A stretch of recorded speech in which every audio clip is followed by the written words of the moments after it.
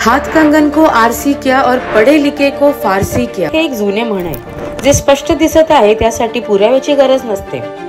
सध्या गोव्यात एक मोठा वाद सुरू आहे। बरं, तुझा एक व्हिडिओ सांग ज्या जाग्यावर तुवें हिंदू धर्माची स्तुती केल्ली असा, हिंदू धर्मान जन्म आयिल्ल्या पुण्य आत्मांची स्तुती केल्ली असा, असो एक व्हिडिओ सांग तुझा। गोव्याचे मुख्यमंत्री प्रमोद सावंत यांनी शिवजयंतीच्या कार्यक्रमात बोलताना सांगितले की गोवा शिवशाहीच्या अधिपत्याखाली होता। या विधानावरून गोव्यात मोठी चर्चा सुरू झाली आहे आणि लोक वेगवेगळ्या प्रतिक्रिया देत आहेत। साहित्य अकादमी पुरस्कार विजेते उदय भेमरे यांच्या विधानानंतर हा वाद आणखीन वाढला। भेमरे यांच्या मते शिवाजी महाराज पोर्तुगीजांविरुद्ध लढण्या इतके सामर्थ्यवानच नव्हते।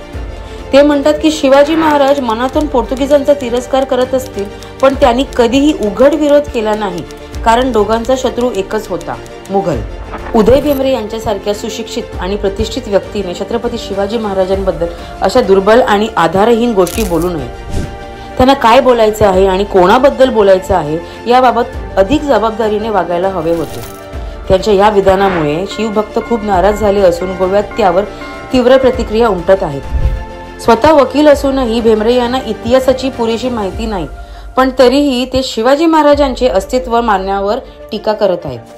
त्यांनी प्रश्न विचारला की जर शिवाजी महाराज गोव्याचा भाग होते तर त्यांनी इथे काय सोडले, त्यांनी आपल्या योजना कशा राबवल्या, ते कुठे राहायचे। कदाचित भेमरे विसरले आहेत की छत्रपती शिवाजी महाराज हे एक महान योद्धे होते आणि त्यांची स्वतःची युद्धनीती आणि रणनीती होती।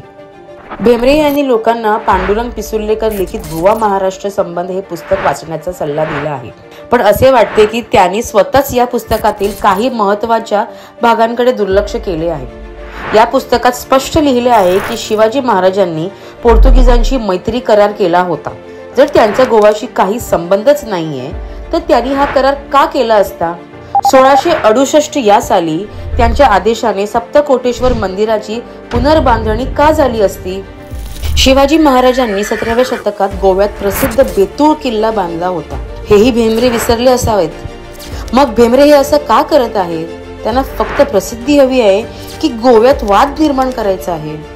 त्यांनी स्पष्टपणे म्हटले की शिवाजी महाराज पोर्तुगीजांविरुद्ध हरले। तसेच त्यांनी असा आरोप केला की गोव्यात काही भाग जिंकण्याच्या प्रयत्नात शिवाजी महाराजांनी स्त्रिया आणि मुलांना पळवले।